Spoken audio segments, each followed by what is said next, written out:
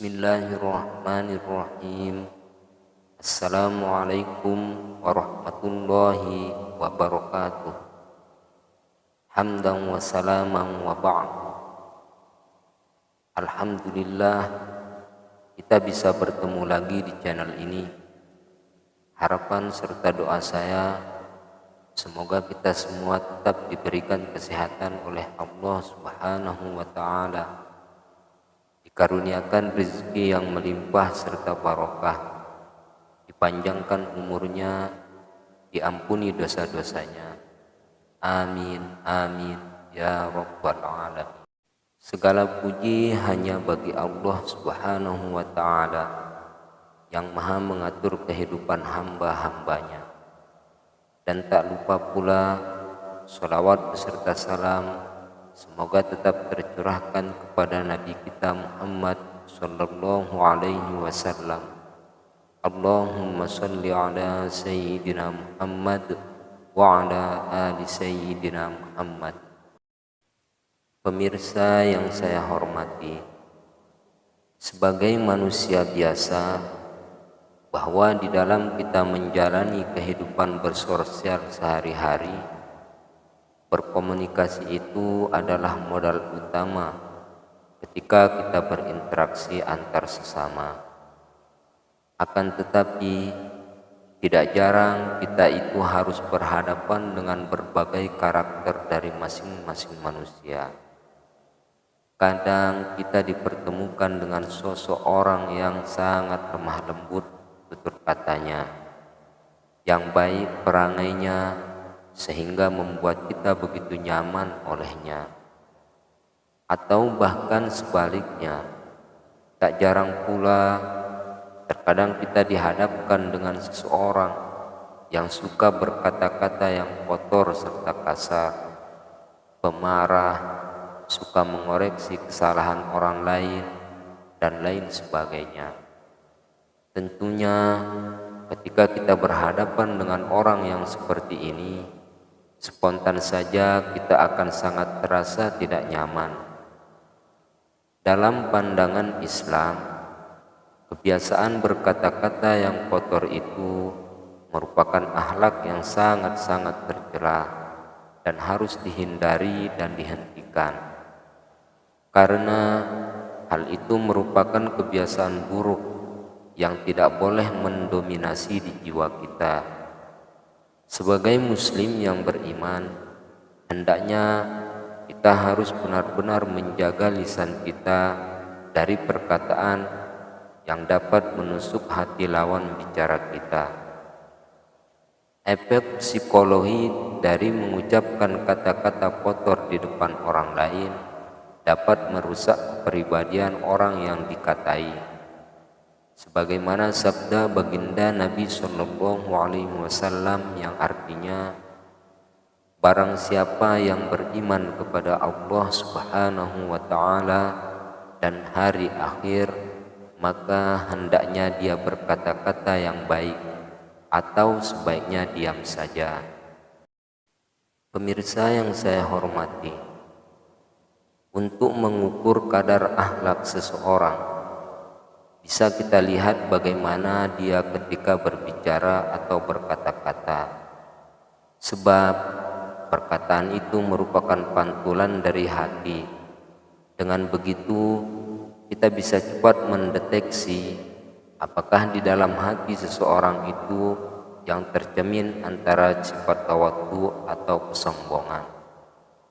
Dan dalam kesempatan ini, saya akan membahas sedikit hakikat kesombongan atau sombong alias takabur. Pemirsa yang saya hormati, inti dari kesombongan adalah ketika seseorang itu kerap kali menganggap dirinya lebih tinggi dari orang lain dalam beberapa hal atau dalam banyak hal. Kesombongan itu cenderung membawa penghinaan kepada orang lain dan merongrong iman si pelaku sombong itu sendiri. Oleh karena itu, Nabi Muhammad sallallahu alaihi wasallam berpesan kepada kita melalui sabdanya yang artinya, Aku berlindung kepadamu ya Allah dari perasaan sombong. Saudaraku yang saya hormati, ketahuilah bahwa rasa sombong itu cenderung mengarah kepada perilaku lahiriah, seperti melihat diri sendiri sebagai yang paling diagungkan pada saat-saat tertentu, entah itu di dalam suatu upacara-upacara keagamaan dan lain sebagainya, atau ketika sedang memimpin orang, memandang rendah ke orang lain seolah-olah sudah menjadi kebiasaannya, marah ketika orang lain tidak menyapa mereka, serta sangat jarang memperhatikan kebutuhan orang lain. Tidak menunjukkan rasa hormat kepada orang yang dinilai kurang menghargainya, walaupun orang itu lebih tua darinya.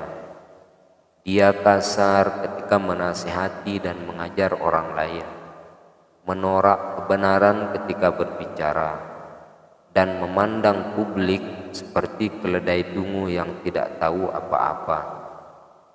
Dan dengan rasa ini juga bisa membuatnya menolak nasihat-nasihat yang baik.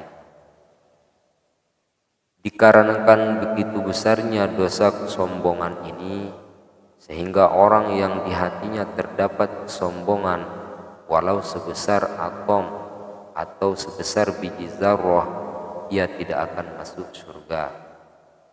Dan perlu kita ketahui bersama bahwa pada diri kesombongan itu memiliki 3 kekejian yang sangat-sangat besar.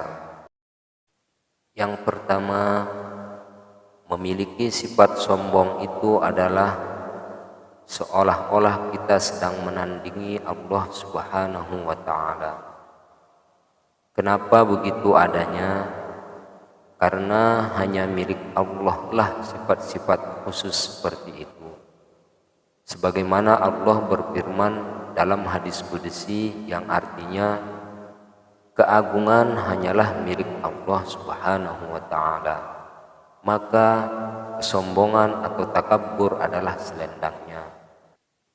Dan di dalam hadis qudsi yang lain juga menerangkan bahwa keagungan hanya pantas bagi Allah Subhanahu wa ta'ala. Jika kita mau menelaah firman Allah Subhanahu wa ta'ala ini, kiranya aspek martabat apakah yang pantas disombongkan untuk seorang hamba? Kita ini hanyalah hamba yang rendah dalam pandangan Allah, yang tidak memiliki kendali atas diri sendiri, apalagi mengendalikan orang lain. Yang kedua, kesombongan itu membuat orang menolak kebenaran dan cenderung memandang rendah terhadap orang lain, suka menjatuhkan argumen orang lain, dan suka menganggap remeh pendapat orang lain. Nabi Muhammad SAW menjelaskan tentang kesombongan ini dengan sabdanya yang artinya, kesombongan itu timbul dari masa bodoh terhadap kebenaran dan menganggap remeh orang lain. Sedangkan masa bodoh terhadap kebenaran akan menutup pintu kebahagiaan. Begitu pula dengan meremehkan orang lain. Yang ketiga, kesombongan itu sesungguhnya dapat menjauhkan pelakunya dari akhlak yang baik. Orang yang sombong itu tidak bisa mencintai orang lain seperti dia mencintai dirinya sendiri. Dia juga tidak bisa rendah hati, tidak bisa melupakan kebencian, kecemburuan, dan kemarahannya. Dia juga tidak bisa rendah diri, tidak bisa meninggalkan kedengkian serta iri hati, dan dia tidak bisa pula bersikap yang baik dan tidak bisa meninggalkan rasa riya atau pamer yang ada di dalam hatinya.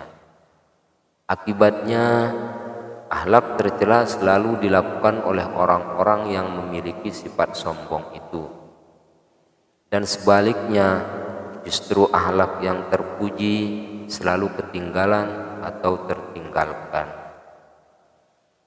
Secara garis besar, cara mengobati penyakit kesombongan ini adalah dengan membasmi segala bentuk kesombongan yang keji yang menjangkiti hatinya, menyingkirkan keegoannya dengan cara menyadari bahwa dari proses apa dia terciptakan, dan setiap orang atau setiap manusia perlu tahu bahwa awal kemunculannya atau kejadiannya dimulai dengan nutfah, yaitu setitik air mani yang hina dan menjijikkan, dan akhir daripada kehidupannya pun adalah tak lebih akan menjadi tumpukan mayat yang kotor dan akan tertimbun di dalam tanah atau kuburnya.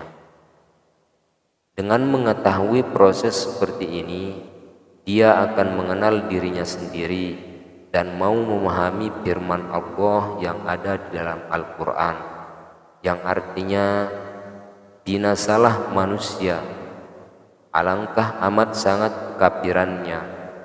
Dari apakah Allah menciptakannya? Dari setetes air mani. Allah menciptakannya lalu menentukannya. Kemudian dia memudahkan jalannya. Kemudian dia mematikannya dan memasukkannya ke dalam kubur. Quran Surat Abasa ayat 17-21. Dari penjelasan ayat di atas dapat kita ketahui bahwa manusia itu diciptakan bermula dari ketiadaannya yang hampir tidak terpikirkan. Kemudian dia diciptakan dari tanah, kemudian dari setetes air mani, lalu dari segumpal daging. Setelah itu dia tidak memiliki pendengaran, penglihatan, kehidupan, kekuatan. Mereka semua diciptakan dalam keadaan sangat lemah, dihinggapi oleh berbagai penyakit dan cacat, dan karakter mereka saling bertentangan, sehingga mereka saling membunuh. Kemudian dia membenci penyakit dan kehausan. Dia ingin tahu sesuatu, tapi itu malah membuatnya bertambah bodoh. Dia ingin melupakan sesuatu, tapi dia masih terus saja mengingatnya. Dia membenci sesuatu, tapi justru sesuatu itu sangat berguna untuknya. Dia menyukai sesuatu, tapi itu malah justru menyakitinya. Dan sesaat pun dia tidak pernah merasa aman dari ancaman apapun terhadap kehidupannya, pikirannya, kesehatannya, atau anggota tubuhnya. Dan pada akhirnya mengalami kematian, kemudian menerima hukuman dan hisab dari Allah Subhanahu wa Ta'ala. Jika ia termasuk penghuni neraka Jahannam, maka hewan pun lebih baik darinya. Maka dari sisi mana dia bisa menjadi sombong? Sedangkan dia adalah hamba yang rendah dan hina, tidak memiliki kuasa atas sesuatu apapun, melainkan jika bukan karena kehendak Allah Subhanahu wa Ta'ala. Al-Imam Hasan Al-Basri rahimahullah berkata, pada seseorang yang berjalan dengan keangkuhannya, beliau berkata bahwa cara berjalan yang ponggah dan congkak itu tidak patut bagi manusia yang mana di dalam perutnya terdapat kotoran. Oleh sebab itu, pantaskah manusia bersikap sombong, padahal mereka biasa membersihkan kotorannya dengan tangannya yang mungkin dalam hampir setiap hari. Sementara ia selalu membawa kotoran itu pula kemanapun ia melangkahkan kakinya. Pemirsa yang saya hormati, di lain kesempatan, baginda Nabi Muhammad SAW juga bersabda tentang orang berilmu yang sombong, yang artinya penyakit ilmu itu adalah kesombongan. Dan dalam sabdanya yang lain juga, yang artinya Jangan kalian menjadi ulama yang diktator, sebab ilmumu tidak akan dapat sempurna karena kebodohanmu. Pemirsa yang saya hormati, di akhir zaman seperti sekarang ini, terbilang sungguh sedikit sekali orang soleh atau alim yang terbebas dari namanya kesombongan. Fenomena ini sudah tidak bisa dipungkiri lagi. Itu semua dikarenakan bahwa dia merasa ilmu yang dimilikinya membuatnya lebih unggul dari orang-orang lain.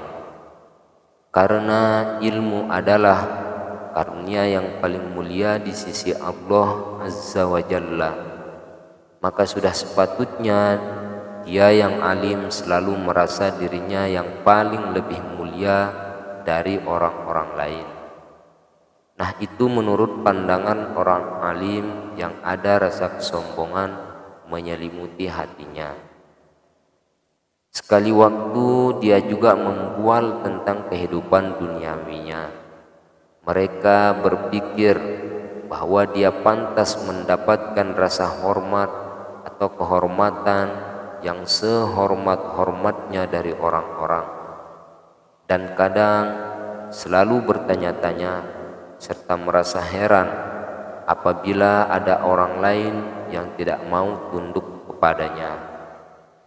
Jika kita menemukan orang semacam ini lebih patut dikatakan sebagai orang yang sangat bodoh, sebab ilmu yang hakiki adalah semestinya digunakan untuk mengenal Tuhan dan mengenal bahwa siapa dirinya sendiri itu, serta takut akan bagaimanakah akhir hayatnya, dan takut berhadapan dengan hukum-hukum serta hujjah Allah Azza wa Jalla.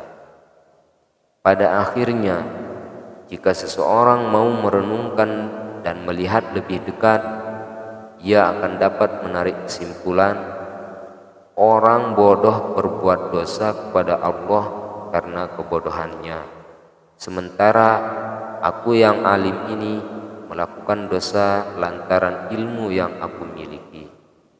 Sedangkan hujjah Allah Ta'ala atas diriku jauh lebih berat dibandingkan dengan dia yang bodoh itu.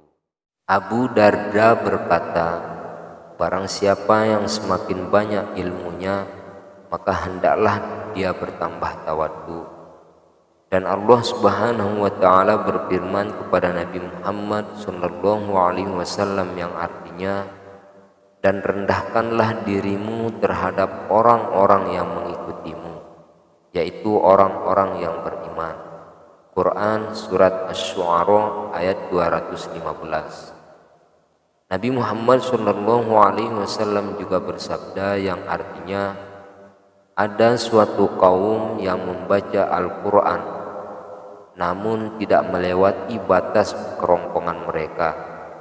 Mereka berkata, kami telah membaca Al-Quran, lalu siapakah yang lebih pandai membaca daripada kami, dan siapa pula yang lebih alim daripada kami? Kemudian beliau Rasulullah SAW bersabda, mereka itu dari golongan kalian wahai umatku, merekalah yang akan menjadi bahan bakar neraka kelak. Pemirsa yang saya hormati, maka dari itulah para ulama salaf sangatlah berhati-hati, sebagaimana yang dilakukan oleh Hudzaifah rahimahullah tatkala ia mengimami sholat berjamaah. Setelah salam beliau berkata, hendaklah kalian mencari imam selain diriku, atau kalian sholat sendiri-sendiri saja. Sungguh di dalam hatiku ada merasakan bahwa tidak ada orang-orang yang di antara kamu ini yang lebih utama daripada aku. Beliau mengungkapkan hal itu karena beliau takut rasa itu akan melekat dalam hatinya. Takut jika rasa menjadi orang yang merasa paling terbaik itu menggelayuti hatinya selamanya. Dan hendaklah kita juga semua bisa mengambil pelajaran betapa banyaknya orang muslim yang dahulunya melihat Sayyidina Umar radhiyallahu anhu sebelum ia masuk Islam, dan rata-rata dari mereka menghinanya, memandang beliau dengan sebelah mata. Kemudian yang pada akhirnya seperti itulah beliau menjadi sahabat terkemuka bagi baginda Nabi Shallallahu Alaihi Wasallam sebagaimana yang kita ketahui. Dan bisa jadi pula barangkali orang-orang muslim yang dulu sempat meremehkannya akan menjadi murtad atau keluar dari Islam sesudahnya.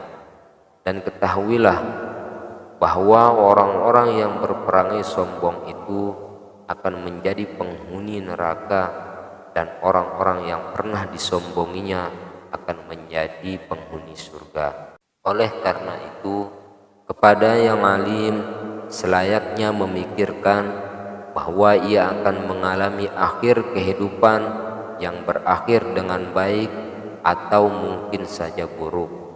Sementara itu, orang-orang yang bodoh mungkin saja ia akan mengalami akhir dari kehidupannya dengan baik atau husnul khotimah. Maka pantaskah seseorang mau berlaku sombong bila ia memahami akan semua ini? Nabi Muhammad SAW bersabda yang artinya, pada hari kiamat kelak orang alim akan didatangkan, lalu mereka dilemparkan ke dalam neraka hingga ususnya keluar, lantas berputar seperti berputarnya keledai memutar batu penggiling. Kemudian ia dikerumuni oleh penghuni neraka dan mereka berkata, "Kenapa dengan Anda?" Orang alim itu menjawab, "Dahulu aku menyuruh orang berbuat kebaikan, tetapi aku sendiri tidak melakukannya. Dan aku melarang berbuat keburukan, tetapi aku sendiri melakukannya." Melihat sabda Nabi Muhammad SAW ini, maka orang alim manakah yang bisa terjamin dan selamat dari kejadian seperti itu? Lantas, kenapa mereka tidak tersibukkan oleh rasa takut dan khawatir akan terkena sanksi dan hukuman dari kesombongannya? Jawabannya adalah terpulang pada diri kita masing-masing. Wallahu a'lam bishawab.